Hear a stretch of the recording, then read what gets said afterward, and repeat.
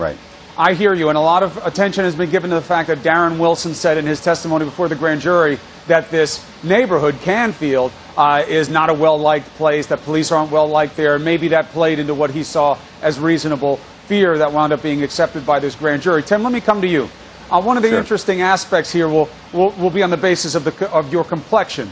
You know, there's this big, well, black people need to get their act together. Well, black people need to stop crime in their communities, and then white cops won't have to go in there and police the communities. We heard that even from an esteemed leader like Rudy Giuliani. How much of this is a white problem as well? Because unity is the coming together of two different people. And what is the role here of white and black?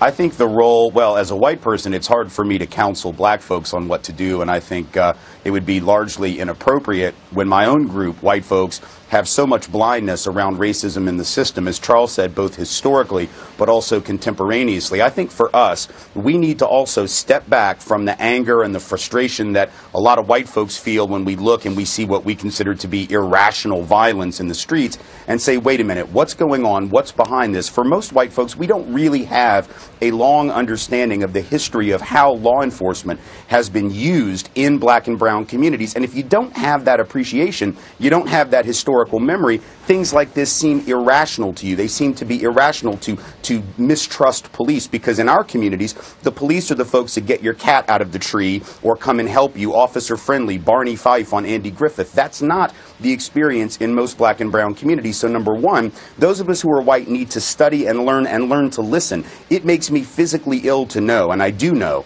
that Charles Blow, who I know and whose son, or one of whose children I met a few years back, that he has to have a conversation with his son about how to dress, how to talk, how to walk, how to act in the world that I would never have to have with a son of mine. And he has to do that no matter who his daddy is, no matter the fact that his son went to one of the finest high schools, and I assume now probably he's graduated from there, in the entire country. He still has to have that conversation. And as long as that is true, and as long as those of us who are white can walk through this world, walk through the streets, never fearing that we are going to be the sum total of other people's anxiety, there's a problem in this country that we have to be honest about and have to confront.